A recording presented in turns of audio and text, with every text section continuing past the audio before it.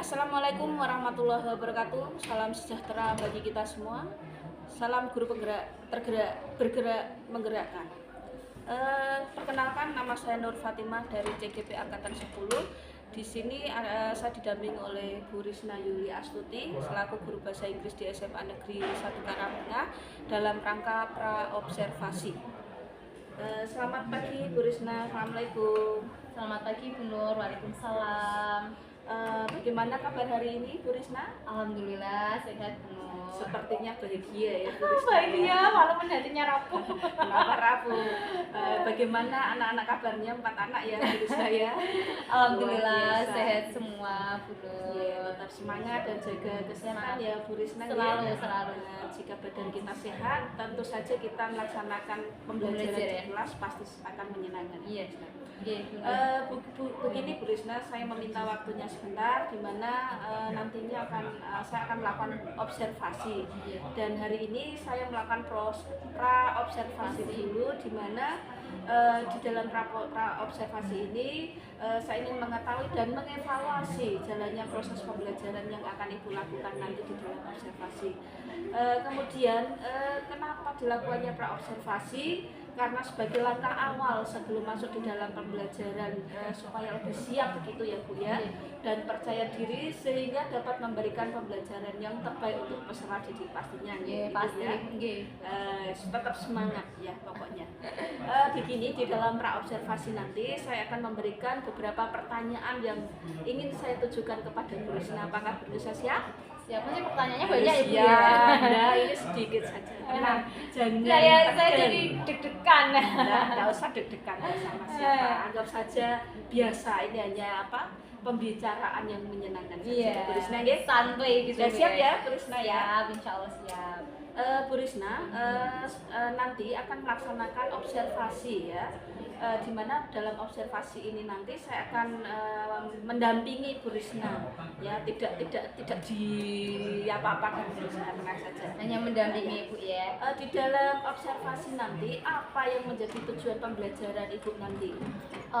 Di dalam observasi saya sebelum saya melakukan kegiatan pembelajaran, saya kan mengambil text explanation text ya Bu Nur, untuk nanti saya ajarkan ketika pembelajaran. Jadi di sini tujuannya adalah untuk menceritakan proses terjadinya fenomena alam, kemudian ilmu sosial, pengetahuan dan budaya. Di sini kenapa saya mengambil teks itu?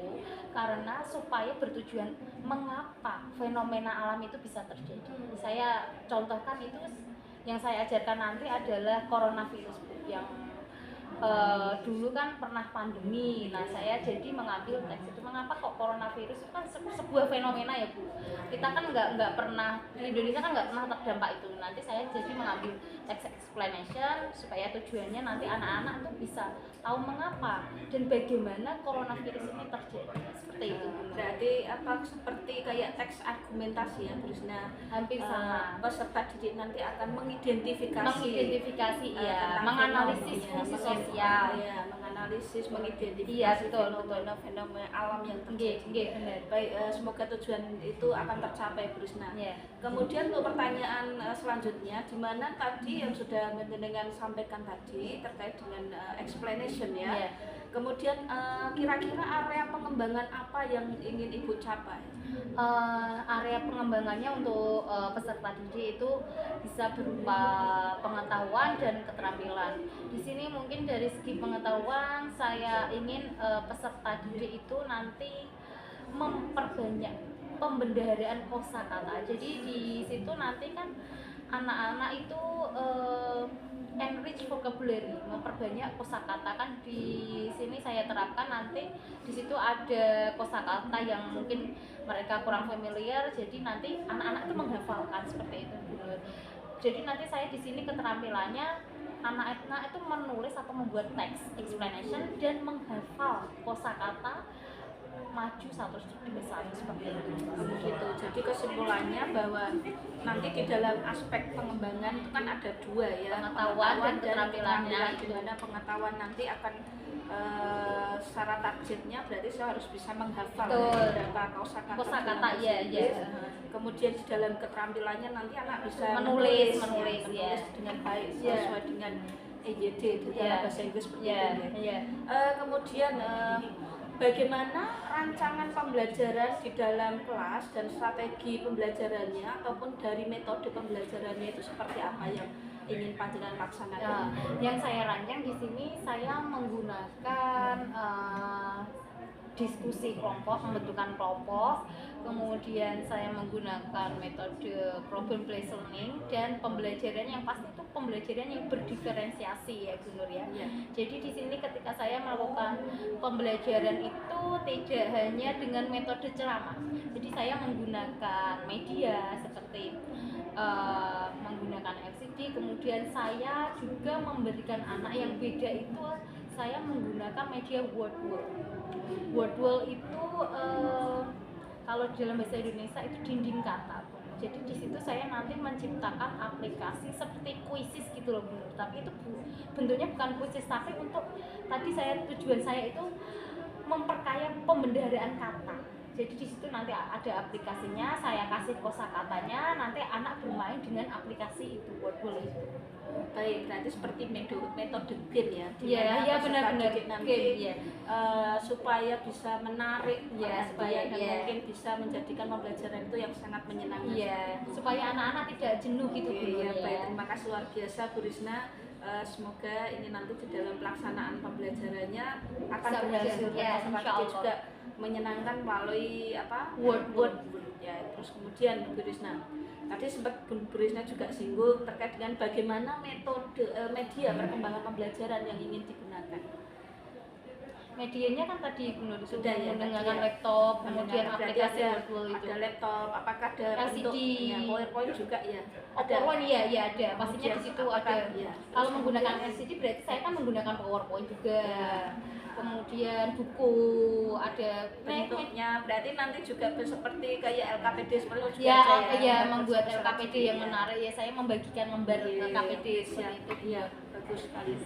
Kemudian gini, tadi sudah luar biasa yang sudah dijelaskan oleh Bu Risna, di mana dari tujuan, terus rancangan pengembangan, kemudian media, strategi sudah Bu Risna jelaskan semua dan saya gamblang.